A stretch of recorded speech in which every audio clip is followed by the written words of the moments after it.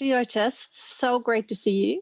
So happy to have you here and be able to have this conversation. Thank you For those listening, Shira Chess is an associate professor in entertainment and media studies at the University of Georgia. And her research interrogates the intersections between gender studies and video game studies, which is exactly what her fresh new book, Play Like a Feminist, does with clarity, style, and great insight. And I am Torill Mortensen, and I'm an associate professor at the IT University of Copenhagen, and I'm here to talk to Shira about her book.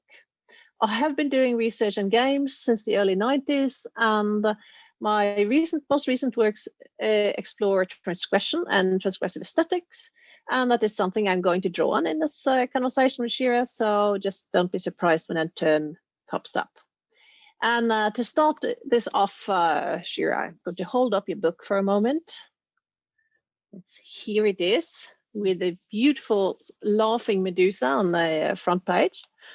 The book, Play Like a Feminist, is out 2020 at MIT Press in their Playful Thinking series, which is supposed to be a series of short, very clear, and a little bit challenging works. Shira, what made you write this topic for this series? So I came into this with the title. I at some point the title hit me that this was a thing I wanted to write, but I actually didn't know what I meant by it when the title sort of burst into my mind one day. I actually remember with a little bit of clarity the moment that it really where I was when I had the first thoughts of the title. And at that point, with all book proposals, you sort of you start with a paragraph, and then that paragraph turns into a few paragraphs, and then suddenly you have a table of contents. And part of what I wanted to do with the book was explore the different things that Play Like a Feminist could mean. And some of it additionally came from my experiences from my previous book. So I had written a book called Ready Player 2, Women Gamers and Designed Identity, not to be confused with the Ready Player 1's sequel. I wrote that book in 2017. And after that book, so previous to that book, when I had talked to a lot of non-game playing women, the responses that I would get when I would talk to them about what I did was pretty hostile. People would respond to me and say, I have no interest in video games. I don't have time for video games, or would say video games, they're so violent.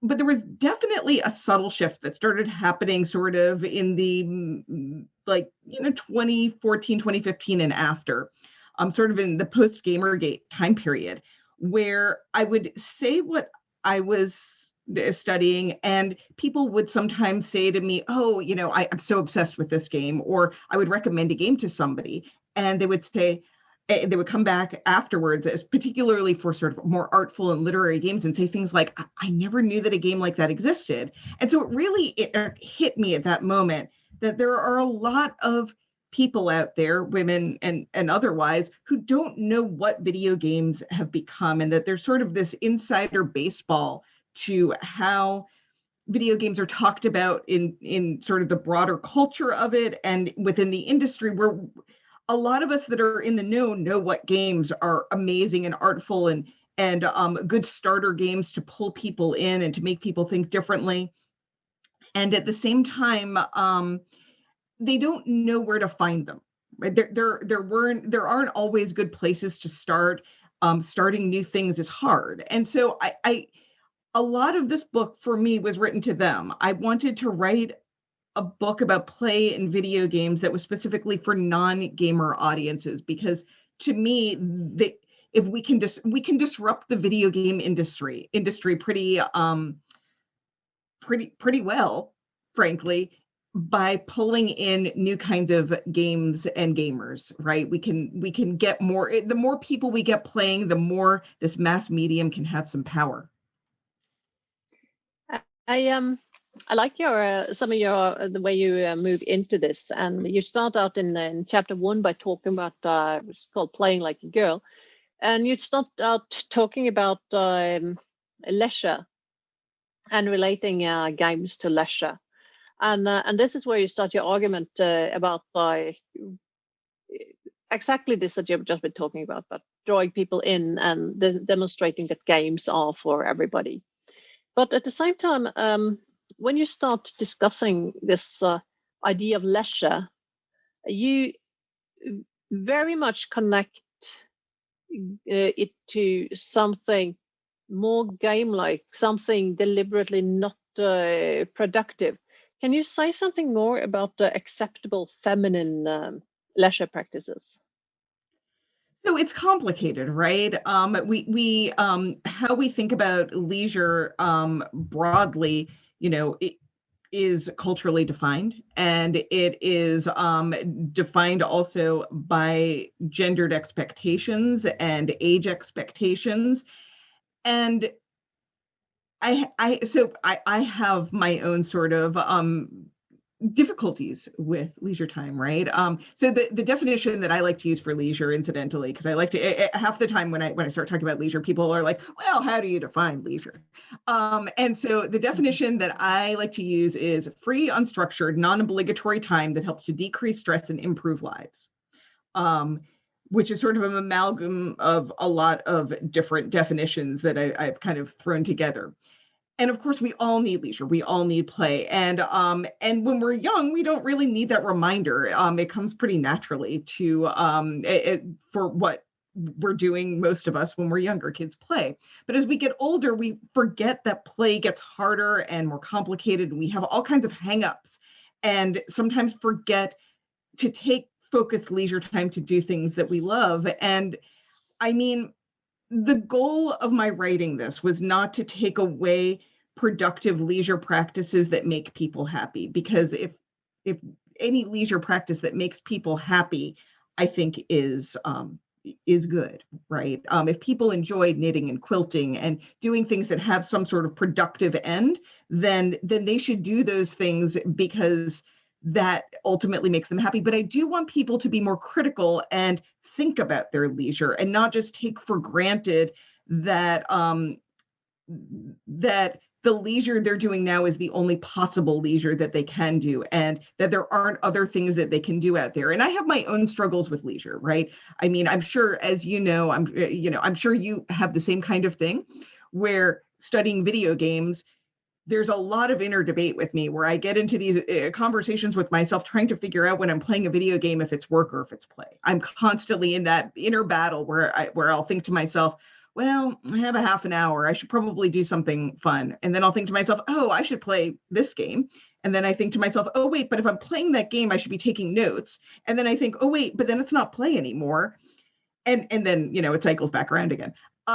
So I think that as adults, a lot of us have a hard time thinking about leisure, and some of those practices are gendered, and some of them are cultural, and some of them are personal. We all have these hangups, and part of what I wanted really people to do when reading my book is to just take that step back and think about how they do leisure and what is the most effective for them, not just fall into the same grooves that they always have.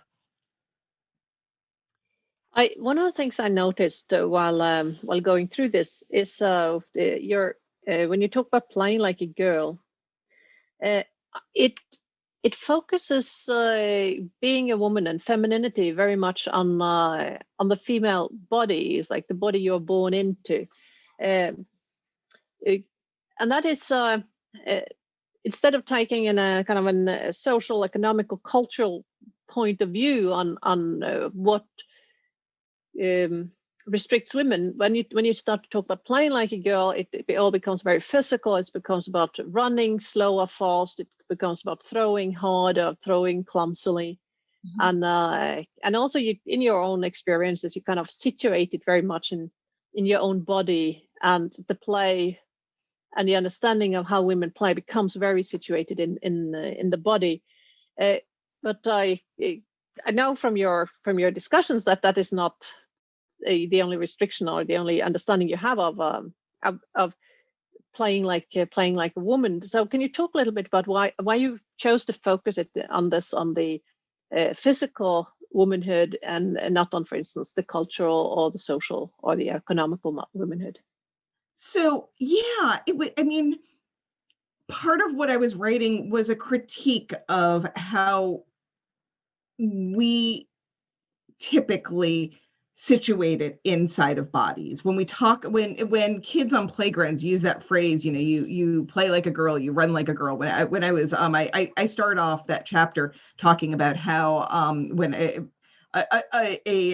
pretty traumatic in quotes, a story of when I was in third grade, and I was told that I ran like a girl, and the it always is bodily situated, right? Those insults always are bodily situated, even for boys being told that they run like a girl. There's this implication that female bodies, whether they are subpar, are not necessarily going to achieve the things that they need to play well. And then there's sort of this moment where this idea of, like, playing like a girl, running like a girl, doing things like a girl got sort of like taken by feminist rhetoric as a compliment, not an insult, right? I play like a girl, I run like a girl. And there were some television commercials that really tried to capitalize on that. But in large part, that's not any better, because that still focuses on the body. And in particular, one of the biggest campaigns for the Like a Girl campaign was the Always menstrual pads, right? And so, and it was sort of talking about how girls, when they hit the puberty, they become more insecure. But the thing is, by situating it as a conversation about menstruation, then you're already locking it into bodies, and you're making assumptions about what female bodies look like and what they can possibly be, and who gets to be counted as female. So in essence, there's yes, it is situated in bodies, and that's not a good thing. Play should not be bodily situated, but of course it is always bodily situated, because we play with our bodies. Our bodies are the tools with which we play in order to play games, to run, to do all of these things. So we both can't escape that, and also we are it confines us, I think. I think you definitely are on a track of something interesting in this discussion, particularly and we'll get back to that later when we start talk about affect and emotions, because emotions are also very situated in our bodies. We feel with our bodies, we don't think them with any kind of rational argument outside. But I had another question here that I would like to get you to expand a little bit more on. Because you talk about the distinction, you talk about feminist play, and then you kind of briefly talk about radical play. And can you give us the distinction between feminist play and radical play? I think I see one inside of the other. Feminist play is a kind of radical play. Radical play is play that can disrupt and change society. And I think that feminist play has the potential to be radical play, although not necessarily, I suppose. Now that I'm saying it out loud, I suppose it's more of a Venn diagram than one inside of the other exactly. I think the two overlap quite nicely, though. And I think that in general, again, the more feminists that are playing video games, there's a lot of people like to talk about how game culture is the toxicity of game culture. And I wouldn't argue that point. But then the flip side of that is the best way to disrupt that toxicity is to get more feminists playing video games, to convince them that this is a space, and feminists being more broad than the category of women, obviously. The getting more feminists to play video games is what can become a kind of radical play that will disrupt the video game industry. Yeah, I'm glad you went with a Venn diagram, because it should be possible for feminists to just play without just trying to disrupt anything, and that will still be something that can change the understanding of what play is, without it being necessarily transgressive and radical in any particular manner. But let's move on to more the part, because what I want to go, because I really, one of the passages that really was interesting to me and quite and also resonated with some of the work I've been doing, where when you started talking about killjoys and the feminist as the constant killjoy, and particularly now with the Me Too movement, we all have this. Here in Denmark, there's been a lot of, can we no longer hug our friends after the Christmas party? Can we no longer give a compliment to a person while we're all out and in a good mood? It's as if this the idea that women have been treated oddly or badly or wrongly over a long time means that in order to stop that, we have to kill the joy of everybody around us. So this idea of the feminist killjoy is really an interesting thing. But what I want to talk to you about is about transgressive play. Because with transgressive play, you don't always have to play for fun or play in order to be nice or sweet. And a lot of transgressive play can be very aggressive or can be very, very confronting. And it is defined by pushing at the boundaries of others. And can it be that feminist play is actually transgressive and not necessarily the killjoy, that you kind of reveal the boundaries that you're pushing against rather than deliberately ruining the joy of others, and you're just going into it from a different point of view? Absolutely. I mean, I think that the obviously feminist killjoy is Sarah Ahmed, right? That was her terminology, and yeah. I don't think that that playing like a feminist necessarily forces you to, it does not mean that you don't get to be a killjoy. I think that being a killjoy gets to be part of it if that is the path you choose. And that sort of brings me to the Medusa of my argument. Medusa is on my cover, and I only mention her a couple of times in the book, but I talk about her in light of thinking about how feminist protest can be more playful, and thinking about protest and specifically citing the brilliant works of Whitney Phillips, what she did in her book, This Is Why We Can't Have Nice Things. And I started thinking about Medusa. Hélène Cixous writes about Medusa in her very famous essay, The Laugh of Medusa. And she says, this is a direct quote, you only have to look at the Medusa straight on to see her, and she's not deadly, she's beautiful and laughing. And I had always pictured that Medusa. I had always, whenever I read that, it gave me this quite visual idea of like Medusa in the back of the cave laughing to herself. But then thinking about that, I also kind of began to think about what Whitney Phillips had written about lulz and the power of lulz. And that in order to fight back against trolls, you have to troll back, and what that looks like. The power of internet trolls, the power of lulzing on the internet is all within this idea of transgressive play and this embracing of transgressive play. And so I started to think about Medusa not as necessarily being not laughing, but lulzing, right? She's no longer alone in the back of a cave. She's sitting at her laptop, giggling to herself as she engages in meme wars and trolls back and gets to lull at all of the at everything that has put her in the predicament that she's in. Incidentally, I'm fairly certain that Medusa would have been Tumblr, but then moved reluctantly to Twitter after it was bought by Yahoo. I have that all worked out in my mind. But so I see that thinking about Medusa as a mascot is the pathway to that idea of transgressive play, of play that sometimes is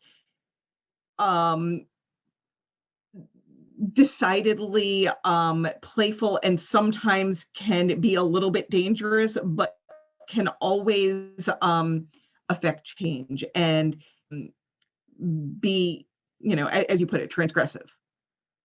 I think Medusa currently would have been on TikTok, but Fair enough. She might have migrated again at this point. yeah, I think I think you'd find it there by now.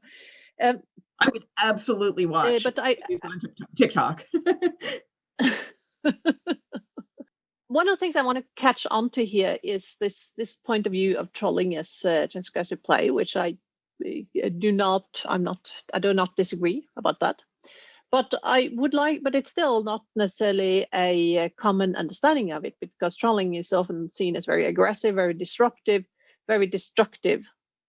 Can you talk about this? Do you see on this Medusa as being aggressive and destructive, or do you see her as constructive, as using satire for disciplining the society around her, using her transgressive play as a way to kind of reveal the boundaries within which she exists? I don't think she gets to be one or the other. I think that it's both, that constructive and destructive happen hand in hand. And,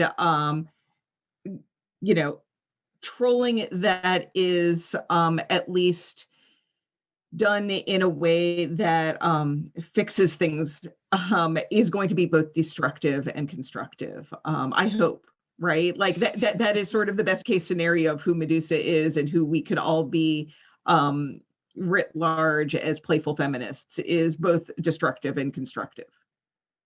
So you see the lulz as both criticism and rebellion in one go. Well, laughter is, whether it's lulz laughter or out loud laughter, it is one of the most powerful weapons that we have as humans. And well, I want to make another leap, because there's one of these. I'm a very old-fashioned media scholar who I studied when back in the Stone Age, when we did these psychoanalytical readings of everything, like soap operas and everything. And I guess that you get where I'm going, because you're talking about how games are anti-climax, and how they are not climax centric, and you talk about that as a reason why it's clearly that they can be feminist. And I was like, okay, wait a minute. well, not singular climax centric, right? So, and that's something I'd written about previously, this idea that that there are multiple climaxes to a video game, and that is how I see it as feminist. Not that there is no climax, but that the climax is not singular, in that sense that and I had written about this years ago.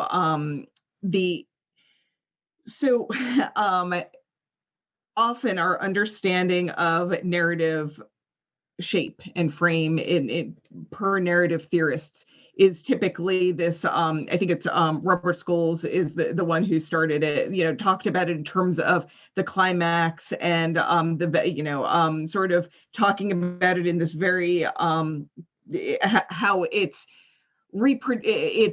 productive value was based in that idea of moving towards the climax. And then subsequently, some feminist researchers over the years, Teresa de Lauretis and Judith Ruth in particular, both sort of started critiquing that and saying, well, I mean, you're talking about a very masculine, very heterosexual notion of what a climax looks like. And so the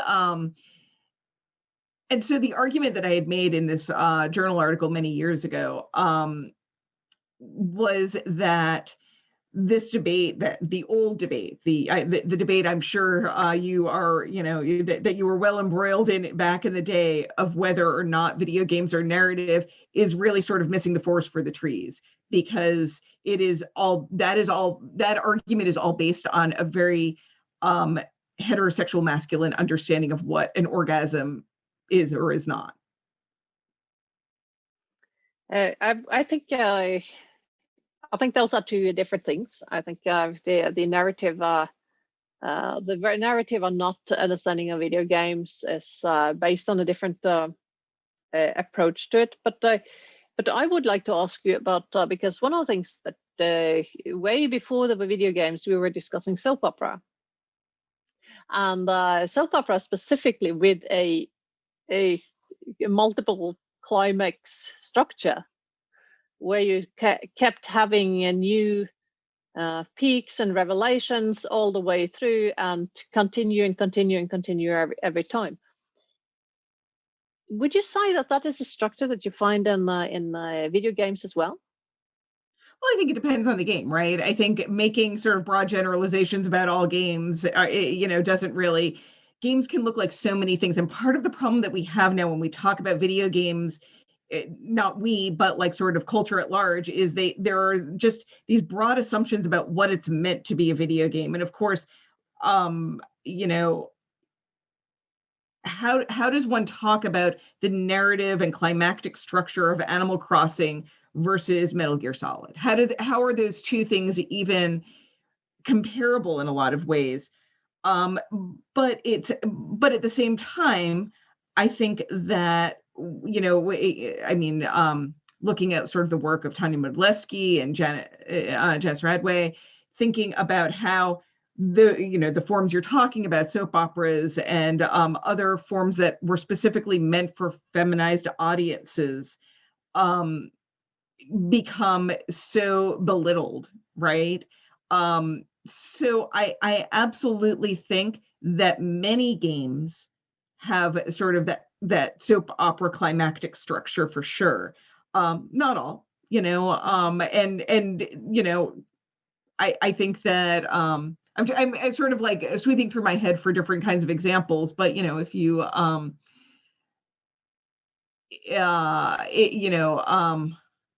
Florence, right? The very simple iPhone game Florence, that has, I would say that there's probably a singular climax to that. It's a pretty gentle structure. It's very much modeled off of books.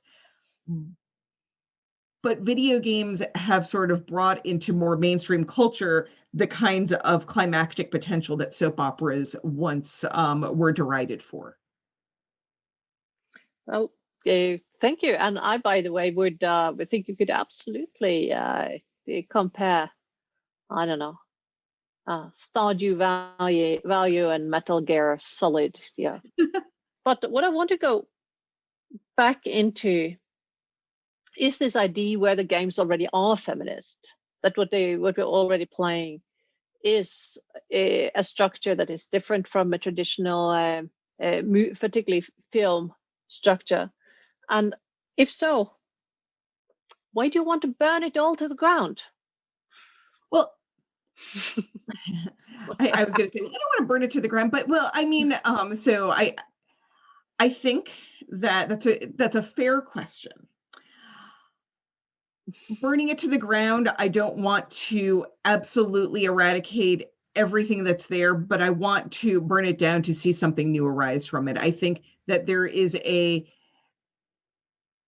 so many games have been built on the same flawed assumptions that previous games were built on, which are almost all based on the tastes and styles of players for the last 30, 40 years now. And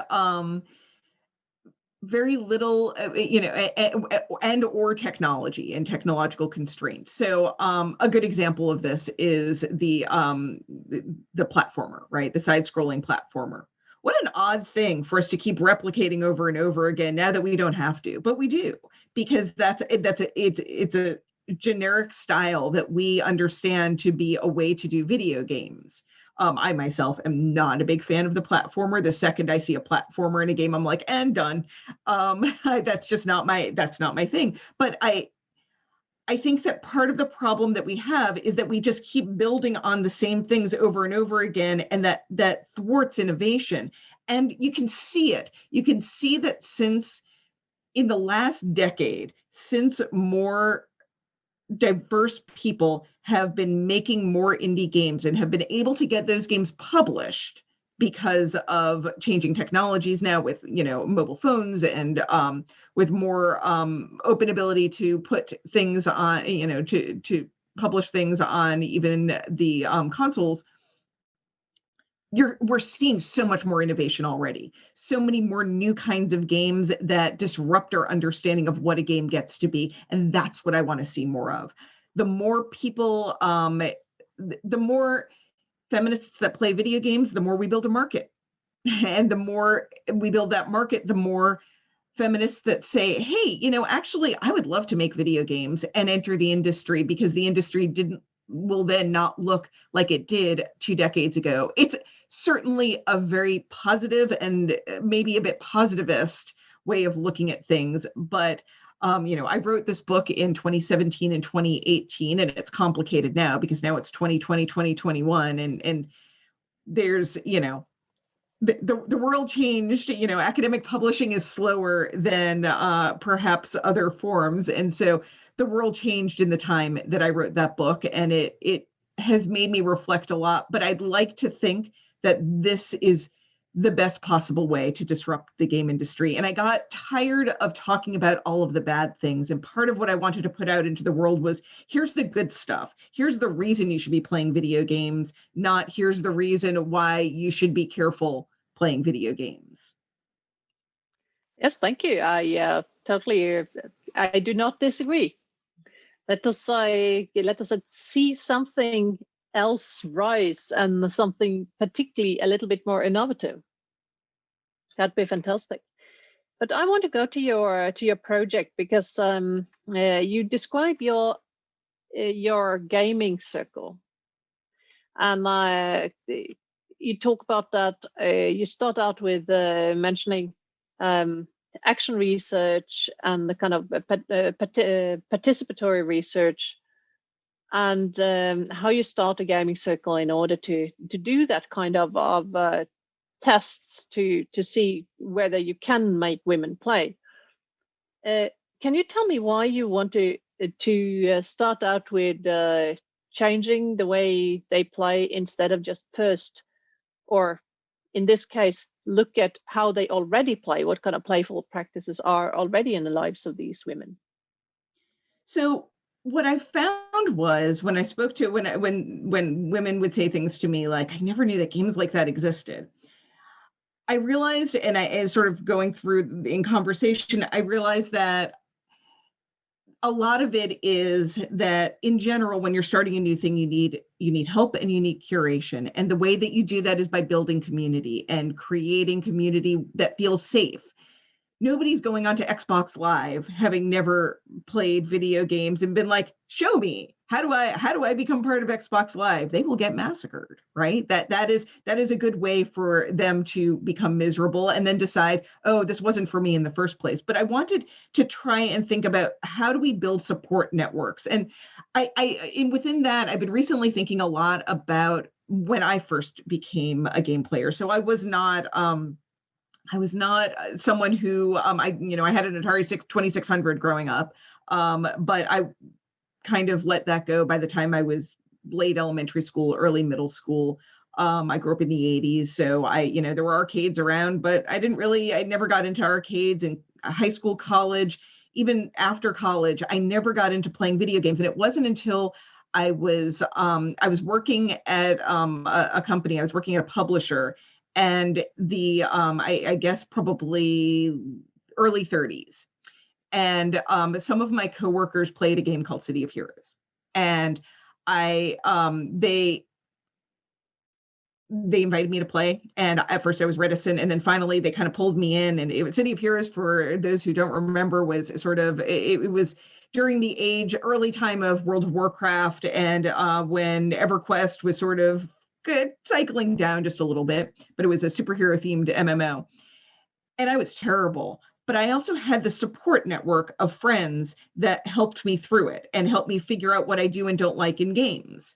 And that really was this crystallizing moment for me. And that was sort of the point that I realized, oh, it's not that I don't like games. It's that I didn't like playing Grand Theft Auto, which I had written about. That was the first thing I had ever written about, and really played with any, I had a professor that really wanted me to play it and write about it. And so I did. And oh my God, did I hate that game. And I hated it so much that at the time I was doing a Foucauldian analysis of it, and every night I would come to work on it, and I'd be like, okay, either I can play Grand Theft Auto and read Foucault, and Foucault won every time.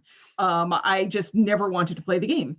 And and there are a lot of different reasons for that, but what really worked for me was this moment of support, right? Being new and having those around me that helped build me up. And it even helps more if everybody is new, right? And crowdsourcing those, oh, hey, I can't quite figure out how to do this. Does anyone, I'm stuck on this puzzle, and move away from this question of whether walkthroughs are cheating, right? I detest that argument, because if you want to have the experience, sometimes you need to go back to the walkthrough and think about like what that is. And of course, that sort of references Mia Consalvo's work and how we understand cheating on this cultural level, but certainly within video games. But I think that the gaming circle idea functioned as this easy entry point that doesn't have to be a high cost. Right. I mean, we all now are lucky enough that we carry small gaming systems with us every day. It's not, it used to be that we would, there was this threshold to getting people more involved in, getting them to start playing video games, which was, you would have to spend upward, at least $300 per console, I guess less than that sometimes, but in that range, and then $60 per game, and then that you might or might not like it. It's a system that benefited those who already played and not novices and newcomers.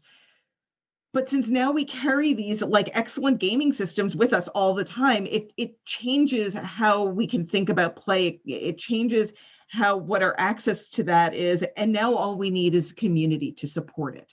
And so that was the idea behind the gaming circles. How do we find ways to get non-gaming feminists to play more video games and think about them and curate them? And so my website, playlikeafeminist.com, I offer, I have, I don't remember exactly how many, probably about 20 games up there. And it's like sort of some starter games so that people can know what games go with what platforms, who can play what, and then I have some discussion questions for each, because I thought that treating it like a book club would really, where everybody plays a game and goes off and plays a game and maybe has light contact for a month and then meets back up again together to discuss it and to think about how it, what you liked and what you didn't like. That's how you figure out what your taste is. I would, if somebody, 25, 30 years ago had asked me, do you like platformers? I would have been like, do I like what? Right. But now if somebody says, do you like platformers? I could be like, hell no, I do not like platformers. I know that from experience. So those are the kinds of, that's how we build vocabulary, right? By playing and by experimenting, but also having that safety net for experimentation, because experimenting's scary for people. One of the things you talk about when you talk about your gaming circle is that you wanted to create something that moved on its own. You did not want to be the expert, and you actually did not expect your expertise to be wanted or needed in that case. Why would you say that? Because when you see this kind of, this is it's modeled after a knitting bee or a sewing circle or other kind of collaborative circles, And in those settings, there are always some who are more skilled and who support the others, and kind of it may look like it's a totally flat structure, but there are always the ones who are more, who take initiative, who make sure that it happens, who are more skilled, who share their expertise, who the others then can pay back by admiring and making sure they understand the value of the work. And it's not this idea of these circles as a completely flat structure that is totally self-organizing. That is kind of a little bit of a myth. So why did you expect that your expertise would not be desired and admired in this context? Well, I mean, I think that was more of coming from the angle of the researcher, right? I didn't want to lead people in such a way that I was just telling them what they liked or didn't like. I wanted to make sure that there was some sense of people having a sense of agency over that choice. But I do agree, I couldn't step back entirely, because otherwise nobody knew what to do next. And so I realized that I was always sort of in this tension between it. And it's a little, the trickiness was that it was my research, right? So me instigating a thing and then leading it, I needed to be careful to not entirely take over and make it something that I didn't want it to be. That said, I would recommend that people who want to start up gaming circles do so with, at least some people in the group that feel comfortable in the medium. That is an inherent problem in any kind of sensitive research, where you can, as a researcher, influence the situation that you step into. It is by any kind of participation. This is part of the danger. It's in ethnography that is fairly well covered. So you were aware. Yes, no, absolutely. There wasn't. I was aware going in that it was going to be sort of that level of struggle, but I also, it was not meant to be a broad study. It was meant to sort of cap off the book as a actionable thing that people could think about doing, and I wanted to present it with example. One of the things you discuss, and we have mentioned this before, is about women's leisure as productive. And I want to return to that, because you talk about how it's clear that it's difficult to admit for some women that they like games. When you talk to them, when you interview them, they say things like, well, I feel like I shouldn't like this, or I feel like I should feel guilty about spending my time like this. Can this need to constantly be productive be the reason why they don't want to say, I like to play games, I enjoy games, I want to go there? Absolutely. I find some of it is the addiction rhetoric. I know was it the World Health Organization? Somebody recently finally decided that it is absolute, that video game addiction is a thing. And I'm sure that there are people that have actual addictions to video games, or there might be. I have not deeply investigated those claims. However, what I will say is that most of the time when people use the word addictive, when they're talking about video games, they're actually replacing it with the word enjoyable. And that there is sort of this guilt and enjoyment. And we don't, somebody might say, oh God, that game was so addictive. I played it for 2 hours last night. But they wouldn't say, I watched television for 2 hours last night, I'm addicted to it. Or even, I read a book for 2 hours last night. It's so addictive. It's a strange thing that happens. I think that language pops up a lot with video games, and there is sort of some guilt with it. And some of it depends on what we're talking about playing, right? Match threes, I know people get very anxious about because they feel like they lose time, except when we're playing a match 3 game, if I'm playing whatever match 3 I'm playing at any given moment, or bubble shooter, or any of those sort of light level conceptual casuals that are just puzzle game, let's say Candy Crush, I'm not just doing that. It's a meditative practice. I am thinking through the problems of my day. I'm using it to sort of like, balance certain kinds of my brain while I'm doing other things, while I'm thinking through other things. So it does function in a specific way. Now, should somebody be spending their entire day playing a match 3? I hope they're not.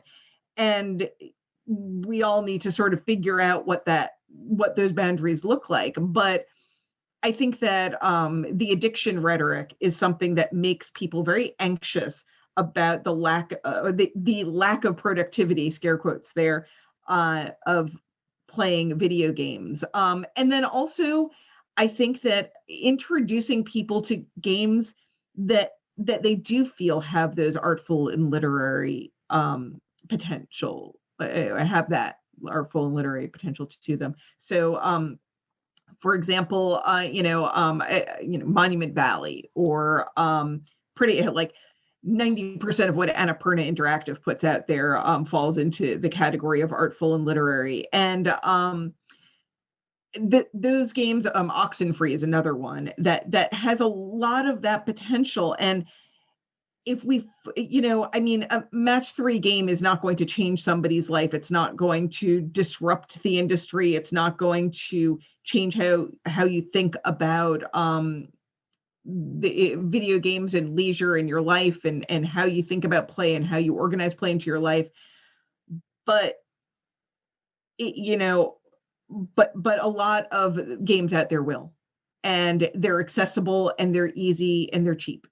And we need to introduce more of those kinds of games to a broader audience, because good things will happen if we do. One more question before we leave the gaming circle. Do you think it was actually games that made them important, the gaming circle important, or was it other women? Because that is one of the things that that lies underneath all of this. It's about women and leisure, and how women don't really know how to do leisure well. That women's leisure keeps being fragmented into little pieces. It is something that you cannot really do without a reason for it. You have to have an appointment in order to have. Well, you book time at the spa in order to have an hour of not doing anything else. So you kind of have to have this deliberate timing of women's leisure. And so by having this appointment with other women to be playful, it was more the other women that created that space than the games. Absolutely. Like, I think that sort of that combination of having sort of group accountability and knowing that, if I, it's the same as a book club or as a sewing bee or any of those things. If you know that there's going to be sort of that community accountability at the end of it, it's a reward. I don't know that I think that it is sex specific, right? Like, I don't know that I think that certainly there's a tradition of it where that women do it. But I think that gaming circles could function with men, with people who identify as men, with people who identify as queer. Like, I don't know that it needs to be about women, but women were my start point. People who identified as women were the start point of how I put these together. We're getting towards the end of what we're going to talk about. I still have a couple of questions. The first one is, if we go back to kind of feminist rhetoric, and one of the big images of what 70s feminists did, 60s, late 60s, 70s feminists, they burned their bra. So in order to be a gamer playing feminist, what should we burn? Is it the PC? That's a really good question. I was writing the book, and since then I've spent a lot of time thinking about which was a radical feminist organization from the 1960s that did a lot of playful protests. So they famously set free mice in Madison Square Garden in order to create havoc. They did a whole bunch of stuff at the Miss America pageant. I don't what do we burn? I don't know. I think we're also past a point where burning is going to help our society. What with, you know, so I don't have an easy answer for what specifically to burn, but I do think that looking to some of the radical feminist, the playful radical feminist folks from the 1960s is a great start point to thinking about the potential of play and activism. And I'd love to see more things like, you know, LARPs and ARGs that really tap into that potential. And I want to end up with one question now that you are done with this and you have had your New Year's resolution. What do you play? What do I play right now? Yeah. I have been it's a fair question. It's pandemic times and I'm a parent. So I played a lot of Animal Crossing over the pandemic. And of course, as we all did. And I right now I've been thinking a lot about and playing Lily's Garden a lot because I think that there's some interesting tensions between productivity and play built into that game. And I keep sort of circling back to it, thinking about the story and how it's structured. And so that's sort of like the iPhone game I'm playing a lot right now. I am not playing enough is the honest truth of it. The pandemic has sort of has been rough, right? I feel like, so in my book I wrote that there were two different kinds of people in the world, people who love video games and people who don't know which video games they love yet. And I still sort of agree with that, but also now I think that there's a whole new division, which is this: people who have a ton of time because of the pandemic and people who have zero time because of the pandemic. And I am falling firmly in, as a parent, I'm falling firmly into that second category, which makes it hard. And it's hard for me, you know, again, I wrote this book, you know, in 2018 mostly.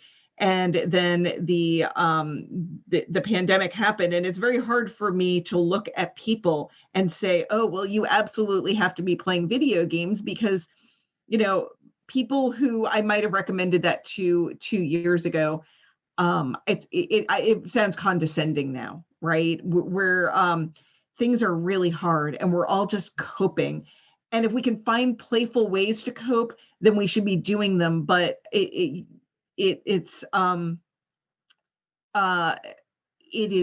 everything is hard. Everything has gotten harder, and I hope it gets easier again. And I hope that we all can find ways to fit play back into our lives, those of us who have lost it a little bit. Yes, I think we can end it there.